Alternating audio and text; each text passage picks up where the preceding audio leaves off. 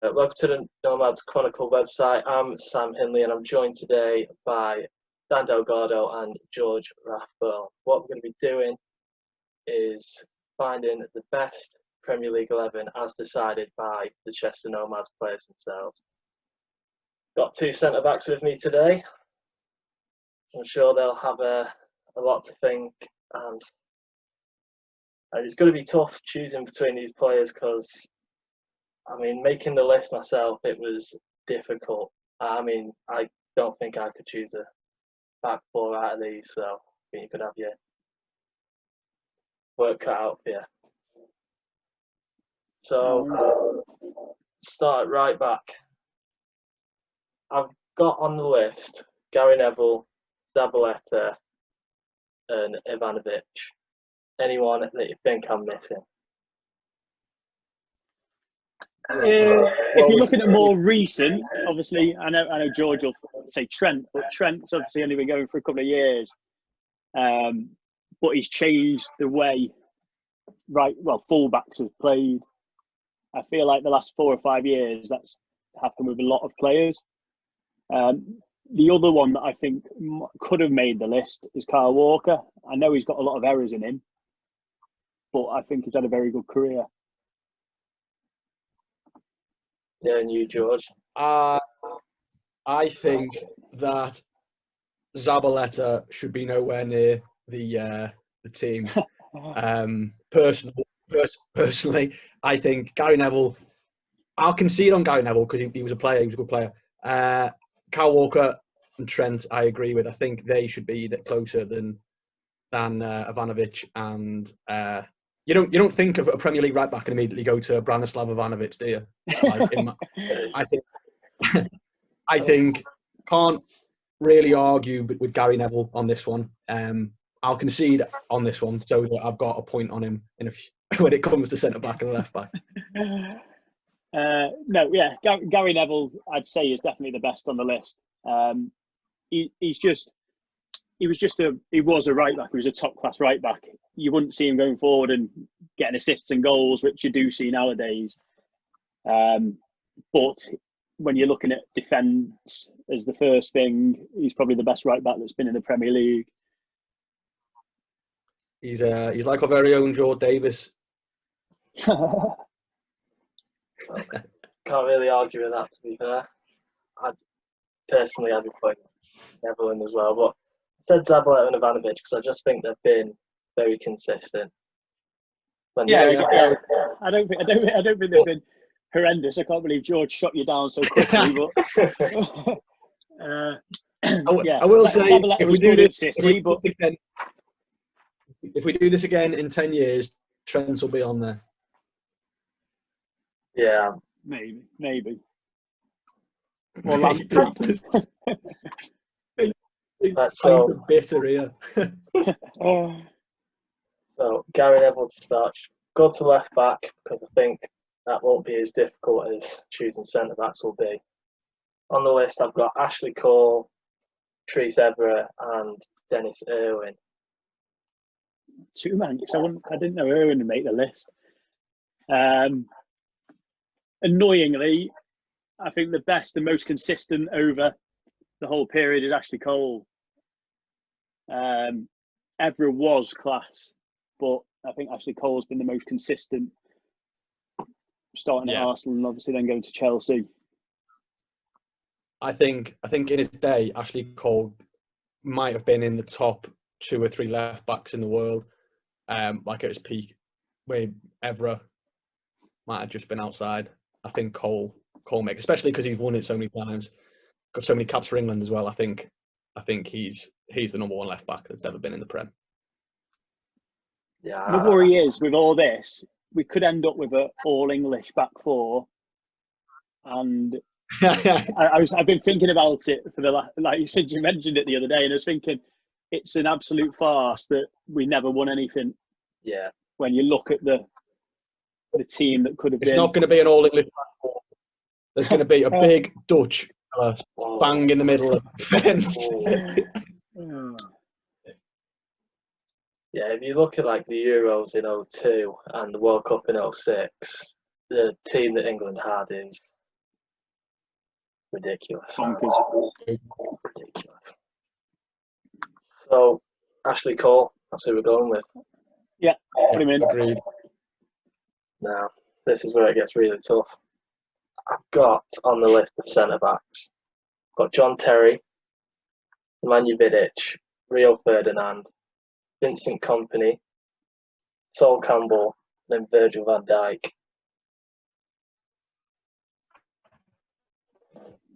If you've got any other players that you could put forward, because I know there's been so many, and that's just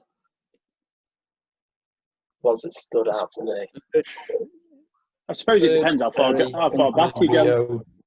Yeah, I mean, as well. Tony Adams, I never saw him play, but yeah, I was going to say you're probably too young, and so's George. I mean, even Bruce and Pallister at United were quality, but they're nowhere near the level. I mean, like we said before, the game's changed. I mean, looking at the list there over the past sort of 10 or 15 years, then yeah, I'd say you're probably right. I don't think there's many others that would jump in front of them. Dan, who do you think is better out of Rio and Vidic? Different players, aren't they? I mean, Vidic is more like Terry, and I think Vidic probably for me was just better than him. Right. He had obviously he struggled against Torres, and that was it really. Everyone else he was class against. And everyone has one of them. Every centre half has a player that they know that they're fucking going to have their pants down. Yeah, I have many of them. And I think, yeah, and I think every time Vidic sort of thought he was playing against him again, he panicked. I mean, if you look at the stats, it's nowhere near as bad as it actually was. But when you just remember those couple of games when Vidic had an absolute stinker. How are we going to decide who? How are we going to decide who goes next to Virgil van Dijk then? See, I'd even say Kompany's above Virgil. I understand he's changed Liverpool massively, and he was 75% of why you run the league. But Alisson's probably more the reason. You know, as soon as Alisson's missing and you've got Adrian in goal, you're struggling massively. Even Sam is smiling because he knows you are chatting wham. Absolutely. Who do you support, Sam? I support United. There we go. I support United. Virgil van Dijk, you've got to talk about him. You've got to talk about Van Dijk because of how much he's changed that team. And in terms of like watching the centre back and how confident you are with him at the back, I'd say Van Dijk's the best centre back I've seen. But he's won one Premier League. And if we're going for the best 11 in Premier League history, does he get in? Right, all right, Sam. If we're going to do it off stuff like that, then we need to reshape the whole team because. Why do we? Gary Neville's won the league 10 times. Actually, Cole won it about 6. Best player. I'm not the best current player. Yeah. And then I think if you're looking at two centre halves, you're then going to look at who'd play together.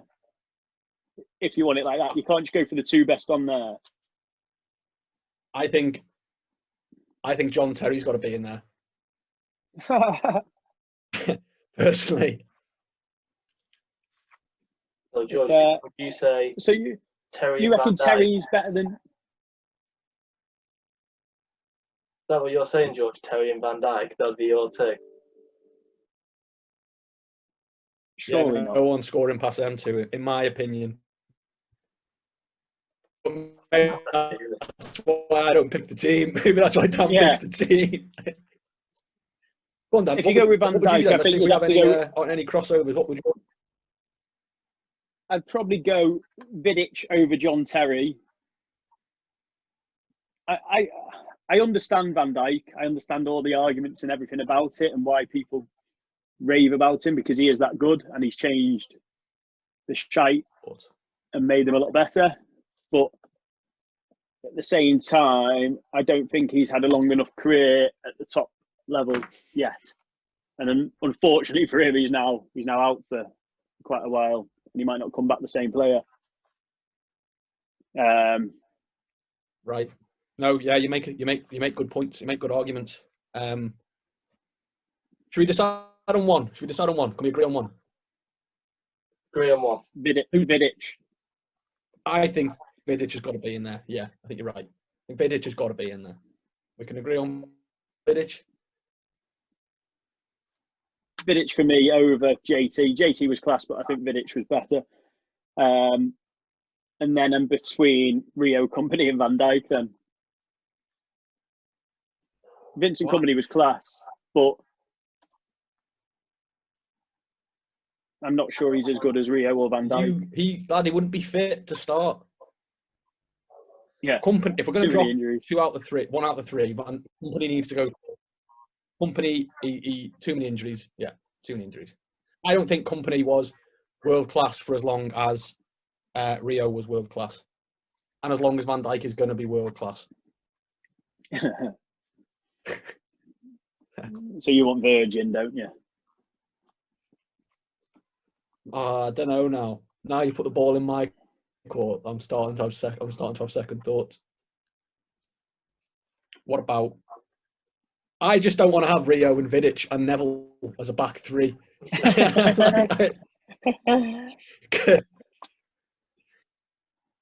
Because realistically, Schmeichel's going to end up as the keeper. Should do, yeah. Yeah, you'll have Rooney and Ronaldo. Marco and Manny will be arguing about that for ages because Marco's going to go for United players, isn't he? And will get his own way, 100%. I just think JT and Vidic are too similar to have them both in. Yeah. Well, hang on. Right, yeah, all right, yeah, that's fair. Do you know what, Dan? I'll concede. Because you've seen the time and I've got to go. My boss has just rang me, so I'll have to ring him back. I'll concede. Rio's in. Rio and Vidic. Oh, that's fucking awful. Gary Neville, Ashley Cole. I can't stand it. Oh dear. It's right though. They both won more trophies than. Well, yeah, more Premier Leagues than all the others. I argued my case, though. I want, when you're doing the edit, make sure that you see me arguing for Virgil. I will do. I'd agree. In 3 years' time, I don't think you could keep Van Dijk out of it. Unfortunately, how old is he now? 27 at 28 now. Not in the team. Let him go, man. Let it happen. You've had your way. We don't need to say any more about Virgil van Dijk. Sound. Right, so back four of Gary Neville, Vidic, Ferdinand, and Ashley Cole. Pretty solid, that. Yeah, they're not conceding many goals. Can we put ourselves in instead? Can we what? Can we put me and Dan in instead? Yeah. No, we get dicked every week. Right, lads. Thank you. Right, nice one, Sam. Cheers. Go on, Sam, mate. Now, top man. Nice one, boys. No problem. George.